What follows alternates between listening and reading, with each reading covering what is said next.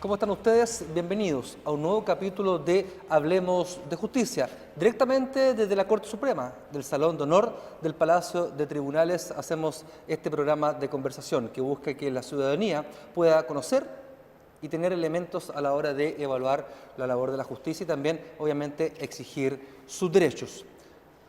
En la comuna de Coyipulli, en la región de la Araucanía, Gloria Labrín Orellana, dueña de casa de 59 años, fue apuñalada por su cónyuge, Sergio Acuña Orellana, también de 58 años. Según se informó, familiares de la mujer habían intentado comunicarse con ella durante varios días y al no conseguirlo, informaron a Carabineros de la situación.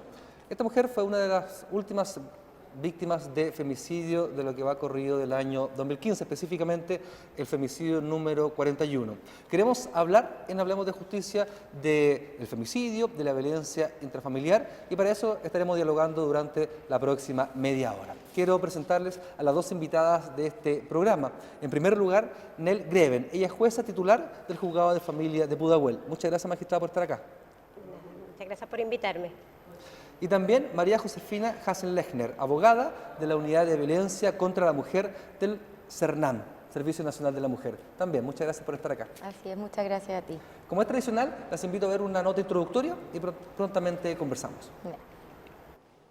Más de 1.062.000 casos policiales por delitos contra la ley de violencia intrafamiliar han sido contabilizados desde su promulgación en 2005. Entre ellos, los más frecuentes son las lesiones, amenazas y maltrato habitual.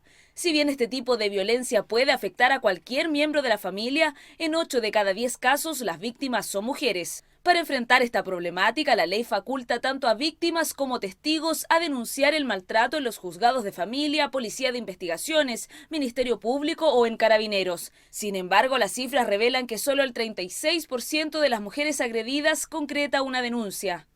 Ya sea denunciar como con carabineros o con la misma familia, como poder hablarlo es difícil, pero realmente no sé por qué será tan difícil, siendo que ya dentro de la sociedad la mujer está bien integrada.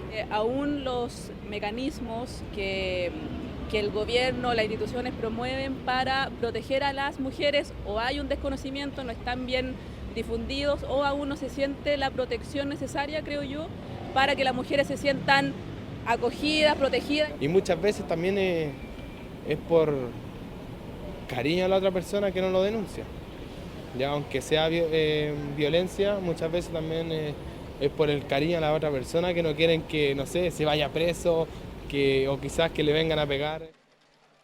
La ley 20.066 sobre violencia intrafamiliar establece medidas cautelares al agresor para proteger a las víctimas, como obligarlo a seguir un tratamiento psicológico, prohibirle estar cerca de ella o decretar el ingreso de la agredida a un hogar compartido. En caso de incumplir estas medidas, el victimario puede ser formalizado nuevamente, esta vez por desacato, un delito del que sencillamente puede ser absuelto. De allí se desprende que estas medidas no son suficientes para resguardar la vida de las mujeres, más aún cuando las cifras revelan que al menos el 50% de las víctimas de femicidio ya había denunciado las agresiones. Para muchos, la violencia de género es una problemática que no será resuelta únicamente al endurecer las penas y entregar más garantías a las mujeres denunciantes. Por el contrario, el debate instala la necesidad de un cambio cultural. Un cambio cultural. Con esto terminaba la nota introductoria de este programa. Quiero partir la conversación con la magistrada Greven. Este es un programa educativo, un programa que entrega herramientas a la ciudadanía. En primer lugar, quiero preguntarle si nos puede explicar la ley 20.066, que nos puede dar los principales conceptos que tiene este marco legal y también los vacíos que usted detecta en el día a día cuando usted ve en su sala de audiencia algunos casos de violencia. La ley 20.066 es una ley que busca sancionar la violencia intrafamiliar. No es una ley de género. No busca sancionar la violencia contra la mujer. Esto es una falencia porque, como es tan general, no entrega todas las herramientas que den efectivo respuesta al hecho del ciclo de la violencia. No recoge tampoco la asimetría de poderes, porque la definición de violencia que da la ley es todo maltrato, y todo maltrato es muy amplio. Por otra parte, entrega la ley de violencia intrafamiliar la competencia a distintos entes, una violencia psicológica y por una sola vez prácticamente al juzgado de familia y una violencia física o habitual que se le entrega a los juzgados de garantía o los juzgados orales. Eso hace, y por otra parte interviene la Fiscalía y el Ministerio Público, eso hace que estén poco delimitadas las competencias y por lo tanto se pueda producir que la mujer pueda ser enviada a distintos organismos y que todos esos organismos no quieran asumir la competencia. Esa es otra falencia que tiene nuestra ley. Como no recoge este ciclo de la violencia, como la ley no comprende de qué se trata la violencia contra la mujer, en que lo que se hace en la violencia es tratar de perpetuar el patrón patriarcal, es decir, la superioridad masculina, la dominación masculina por sobre la inferioridad femenina. Entonces, la violencia lo que se produce es un ciclo en que yo golpeo, pido perdón, me perdonan y tenemos un periodo de luna de miel en que viene una escalada de acumulación de tensión hasta que vuelve a haber un golpe, un insulto y así sucesivamente. Esto la mujer va a ir a denunciar cuando está en el periodo de crisis. Más crítico. Y va a desistir cuando empieza la luna de miel, con la pedida de perdón. Ese ciclo no lo recoge bien la ley y tampoco ha sido educado el juez, el fiscal y el funcionario que tiene que trabajar con esto para entender el fenómeno y para resistir el desgaste que produce en el operador jurídico. Porque el operador jurídico, al no entender el ciclo de la violencia, tiende a pensar que la señora está jugando con el sistema, en circunstancias que ella no está jugando, ella lo está pasando pésimo. Es al revés, no es que, al revés. No es que la mujer manipule el sistema, No, sino que el hombre ciclo de la se violencia la manipula. tiene tiempo distinto a la estructura pública. María Josefina, la política pública del CERNAM, ¿a dónde apunta el trabajo que ustedes hacen día a día? ¿A lo que la magistrada Greven dice o aún también la política pública tampoco pasa atrás de esto? No, precisamente el trabajo que nosotros hacemos es principalmente modificar y transformar la sociedad. Buscamos ir más allá de lo que la ley establece. Nosotros entendemos que la violencia de género, como lo señala la magistrada, es un tema cultural, es un tema social en el cual posiciona al hombre por sobre la mujer, porque históricamente, porque culturalmente el hombre ha estado en una posición más arriba de la mujer, siempre ha estado en el trabajo, en el ámbito de lo público, la mujer en lo privado, en la casa. Se le asignan roles al hombre, el hombre es el que tiene la fuerza, la mujer es la que tiene que cuidar a los hijos.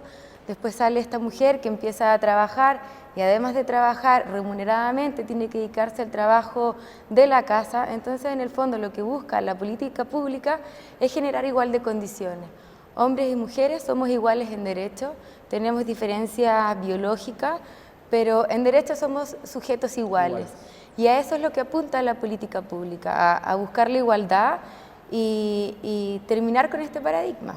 Claro. Me interesa conocer, tomar lo que decía la magistrada Greven en cuanto al ciclo de la violencia, que efectivamente cuando la mujer en cualquier comisaría del país va una vez, es citada quizás a declarar o a un juzgado y no va, pero después vuelve de nuevo a la denuncia, pareciera en este juego del compra huevo, pero que no es así, la violencia tiene ritmo distinto frente a la práctica. ¿Qué opina el CERNAM? ¿Cómo ves tú ese caso? Es bastante terrible, o sea, una mujer puede llegar a mantenerse años o eternamente en esta situación y no romper con su situación.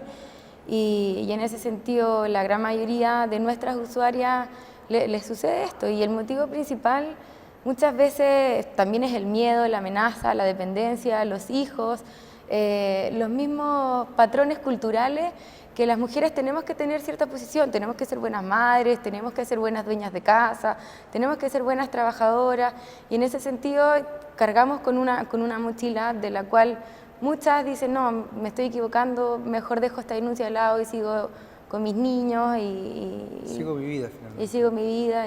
Claro. Magistrada Greven, usted ve a diario esto, todo lo que es el aspecto psicológico más que todo, que es lo que está en familia y no en la justicia penal. Al parecer también el Estado, la sociedad le entrega además la carga de todo lo que tiene la mujer, además de ella ser la principal luchadora de su causa, en el sentido de tomar toda la responsabilidad de salir del hogar común o expulsar al marido, etcétera. ¿Cómo se ve en el día a día esto? Esto empieza porque la ley de violencia intrafamiliar y en general la ley de tribunales de familia excluye del patrocinio de abogado a la violencia intrafamiliar. Entonces, la mujer, para que tenga un acceso más amplio a la justicia, debería tener una denuncia sin abogado. Pero para poder llevar bien su causa, debería tener el patrocinio de abogado porque la mujer no sabe, la violencia es muy difícil de probar, entonces ella no sabe que tiene que llevar testigos, que tiene que ir a hacerse los exámenes, y lo que produce también el ciclo de la violencia es que la mujer al ir a una institución siente que hizo algo, que se movilizó y que el organismo no le respondió. Ella no logra comprender que al no ir a las audiencias, al haberse desistido, no es que le haya fallado el sistema, sino que ella misma propició que las causas se cerraran o se archivaran y en definitiva se terminaran. Entonces, ella siente que toda la responsabilidad está en sus manos. Claro. Y cuando logra algo, lo que logra es que la lleven a un hogar de acogida, por ejemplo, o le saquen al marido, pero se queda sin subsistencia, se queda a cargo de los hijos. Ahora, con la nueva ley de cuidado personal, se produjo un fenómeno perverso en que la mujer no puede salir de su casa porque si sale sin los hijos, el que adquiere el cuidado personal es el hombre, porque queda con los niños. Entonces, muchas mujeres, cuando uno les pregunta ¿por qué no se va?, dicen porque voy a perder a mis hijos. Entonces, todo este fenómeno atenta contra la posibilidad de que la mujer rompa el ciclo de violencia, pero tampoco depende solo de eso, sino que también depende de una reeducación tanto de la mujer como del agresor. Así es. Porque si no vamos a volver a lo mismo. María Josefina, ¿cómo trabaja el CERNAM la protección de la mujer y de su familia, casa acogida, alianzas estratégicas con corporaciones ONG, por ejemplo? Sí.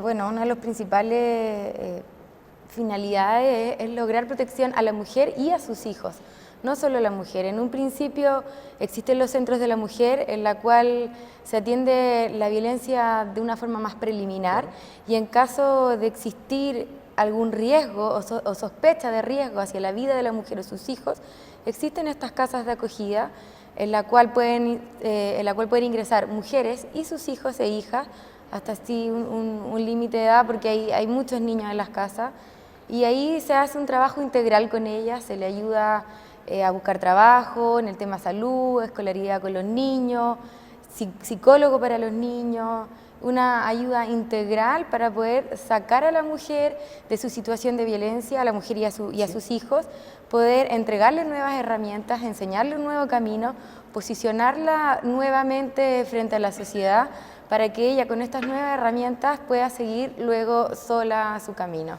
La magistrada Greven hablaba de la especialización de los intervinientes, de los abogados también. ¿Cómo se relacionan el Poder Judicial con el CERNAM, con las casas de acogida, no sé, todas las entidades que trabajan para protección? Sí, bueno, tenemos un trabajo bastante amplio, una trayectoria a mi modo bien importante. Tenemos un protocolo de trabajo ratificado por la Corte Suprema, firmado por los magistrados y magistradas de los tribunales de familia, en la cual regulamos un poco nuestra forma de trabajo, cómo las magistradas y las consejeras técnicas nos derivan los casos, cuáles son los casos que podemos acoger, porque no podemos acoger todo tipo de casos, tenemos ciertas limitaciones.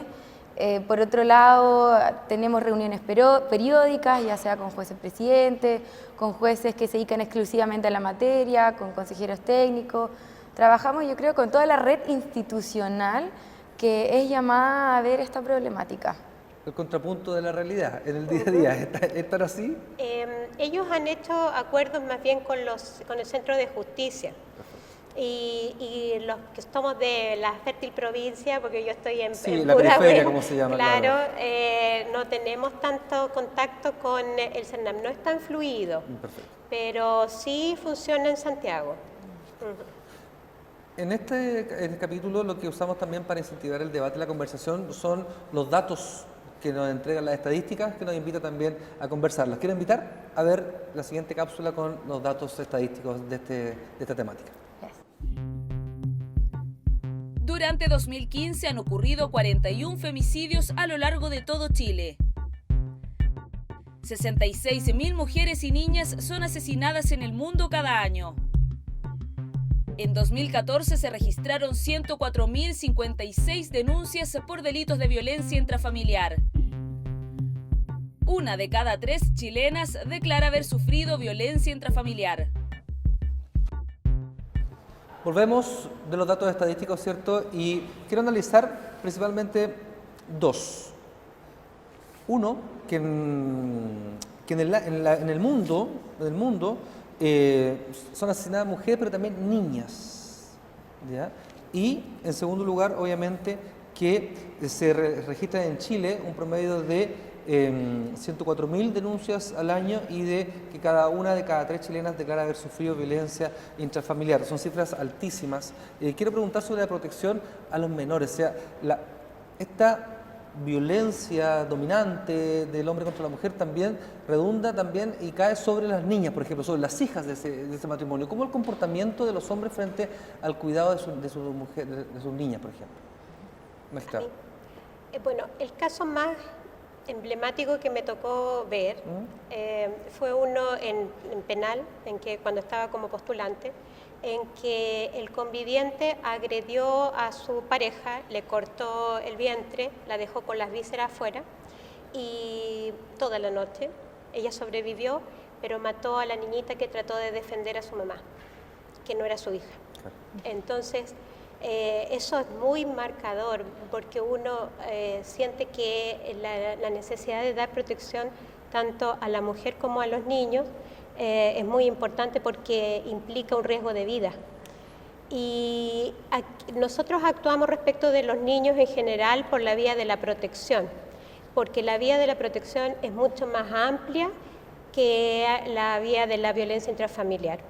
Uno puede hacer mucho más por la vía de las medidas de protección que por la vía de la violencia intrafamiliar y por ahí se ataca el maltrato. Que también es un vacío de la ley, o sea, esa Exacto. ambigüedad que tiene de que un mismo fenómeno esté albergado en distintos marcos legales. Exacto, pero la ley de violencia intrafamiliar habla tanto del maltrato hacia la mujer, los adultos mayores y los niños, esas son sus áreas prioritarias, pero las herramientas que da no son suficientes para proteger a un niño, son mucho mejores las herramientas que da la normativa de protección. La proteccional. Sí. Sí. ¿Cómo se relaciona el CERNAM con el CENAME, por ejemplo? Bueno, o también en con las otras medidas que dice la magistrada. Sí, en ese sentido nosotros trabajamos muy de la mano con el Servicio Nacional de Menores.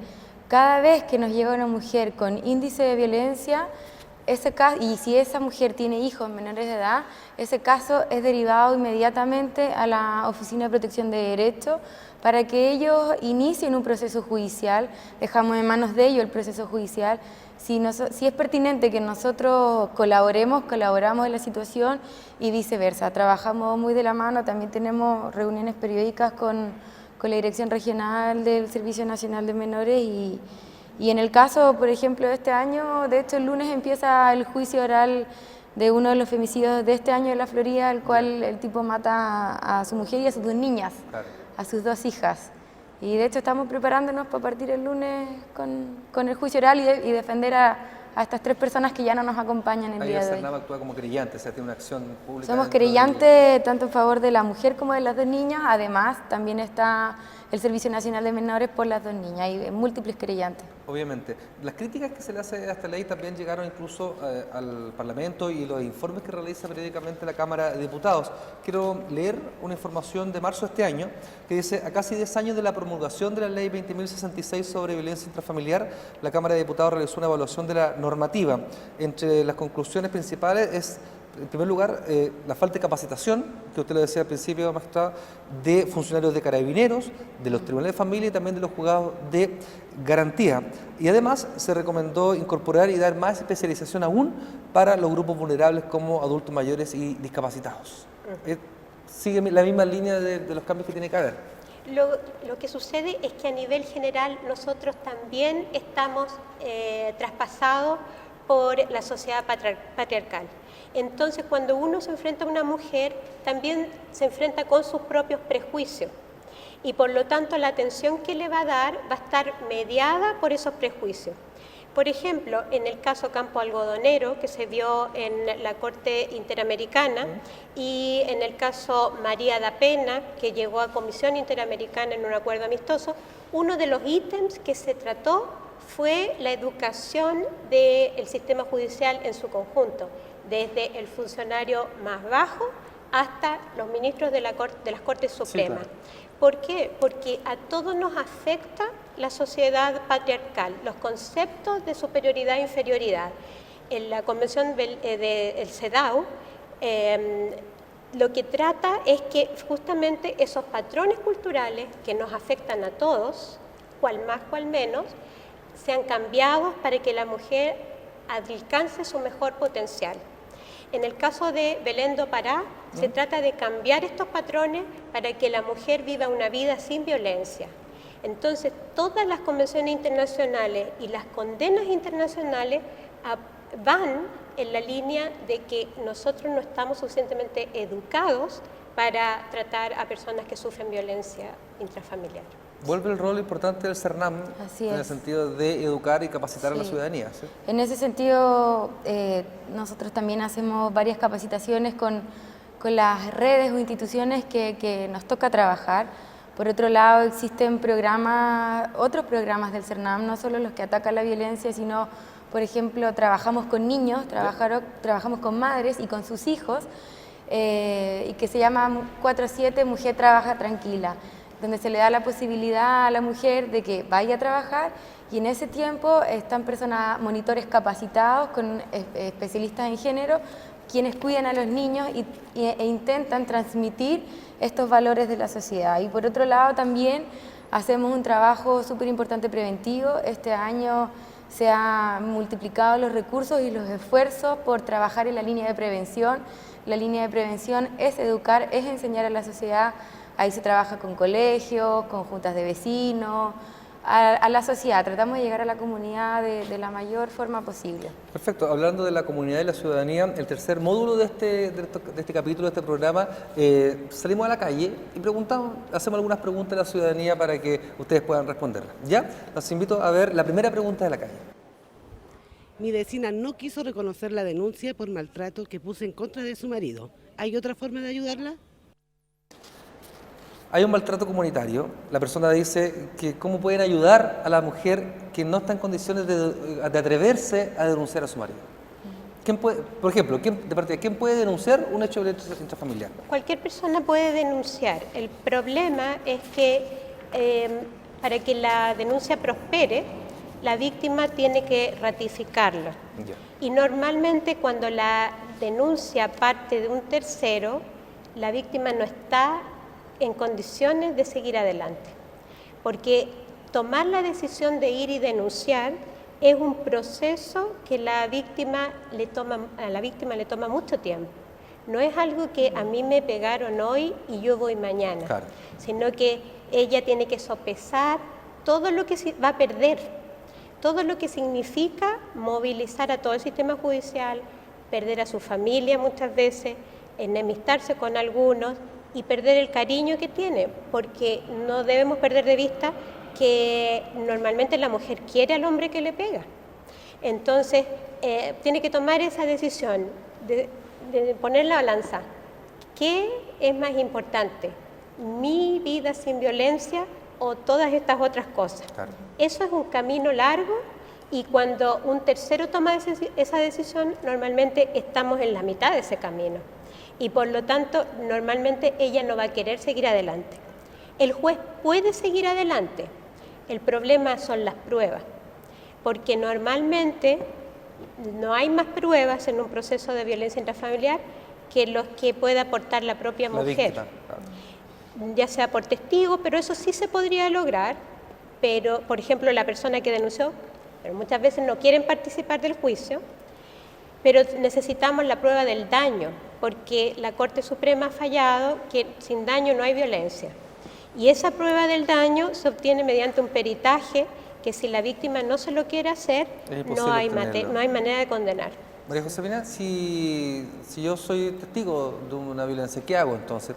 Si por la vía judicial no es la buena herramienta porque la víctima es la que tiene que ser la participante principal. Muy buena ¿Dónde denuncio, por sí, ejemplo? muy buena pregunta, quizá más que denunciar, porque todos podemos Claro. denunciar y finalmente esa denuncia va a terminar en un tribunal de familia. Quizá en este caso, en donde no contamos con la voluntad de la víctima, lo que sí puede hacer es este vecino o esta amiga acercarse a un centro de la mujer. Ya. En los centros de la mujer nosotros orientamos y asesoramos a todo tipo de personas, hombres, mujeres, niños, sin importar edad, sexo, condición, nacionalidad. Todas las personas pueden ir a un centro de la mujer y les vamos a entregar orientación de qué hacer en este camino. Y si la mujer accede o a esta vecina le entregamos herramientas para que ayude a su vecina a que venga a un centro de la mujer, antes de establecer una denuncia, lo que vamos a trabajar con la mujer es su proceso de empoderamiento, entregarle conocimiento respecto a cuáles son sus derechos.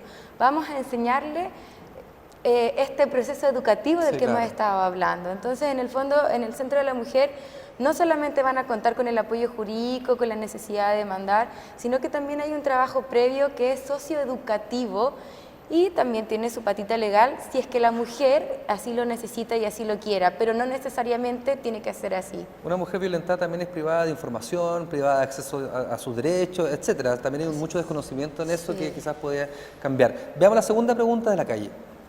¿Existe algún sistema para verificar si un hombre está cumpliendo la orden de alejamiento? Órdenes de alejamiento, medidas cautelares o proteccionales de la mujer. Quería preguntarle cuáles son las medidas, primero, magistrada Greven, cuáles son las medidas que tiene una mujer o un tribunal para alejar al agresor de la vivienda. Bueno, puede ser la salida del hogar común, ¿Ya? una prohibición de acercamiento, rondas de carabineros que no están en la ley, pero que nosotros igualmente las damos. Garantía tiene, nosotros no, pero les da botones de pánico, que la mujer tiene una atención prioritaria también para carabineros, y porque carabineros tiene que acudir en forma prioritaria si la llama una víctima de violencia. Básicamente son esos, pero también hay otros que coadyuvan a que la mujer no se vea forzada a volver, ¿Ya? como por ejemplo la fijación de alimentos provisorios, un régimen de relación directa y regular que no propician la emergencia de violencia, pero muchas veces a propósito de estos fenómenos se produce la violencia.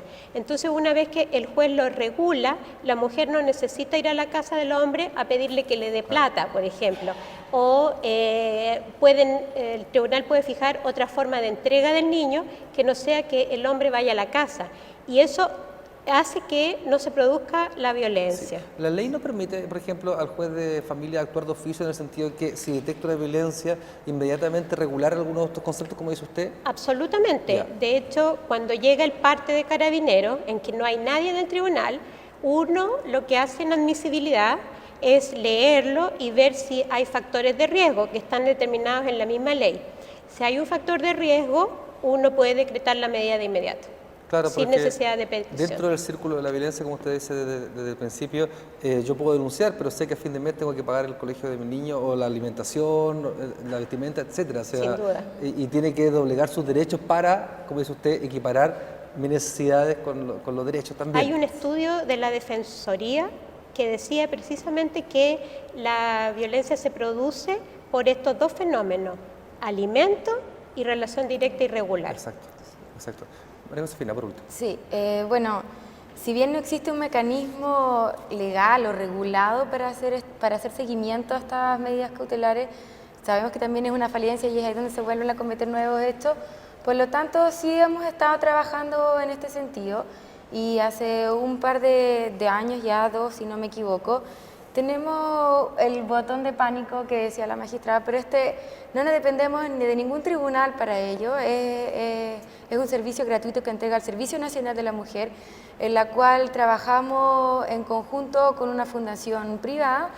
Y la mujer, cuando se encuentra en una situación de riesgo, cuando el hombre viene y la viene a molestar, aprieta un número en su teléfono y este llamado se comunica inmediatamente a Carabineros, y Carabineros tiene la obligación de asistir al lugar de donde viene este llamado.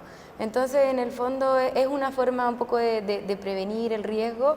También hemos estado trabajando con el Centro de Medidas Cautelares, hacemos un seguimiento a todas las medidas cautelares que el tribunal decreta, y por último un poco también con garantía. Solamente tenemos el ejemplo del primer juzgado de garantía, quien una vez a la semana hace citaciones a todos los victimarios y agresores de violencia intrafamiliar para ver en qué están, cómo están. Sin fiscal y sin defensor, ¿cierto? Sin fiscal y sin defensores, sí. Sí, una muy buena medida, ha resultado muy bien. Sin entrar a responder esta pregunta, pero básicamente está la automediación también, está hacerse responsable del conflicto y también determinar, y parece que podría ser una de las soluciones también, porque la no determinación del conflicto también muchas veces afecta la solución, obviamente, de la problemática en general. Nel Greven, jueza titular del Juzgado de Familia de Pudahuel, y también María Josefina Hassel-Lechner, abogada de la Unidad de Violencia del CERNAM, estuvieron con nosotros. Muchas gracias por participar en este capítulo. Y nosotros nos reencontramos próximamente en un nuevo capítulo de Hablemos de Justicia. Hasta pronto.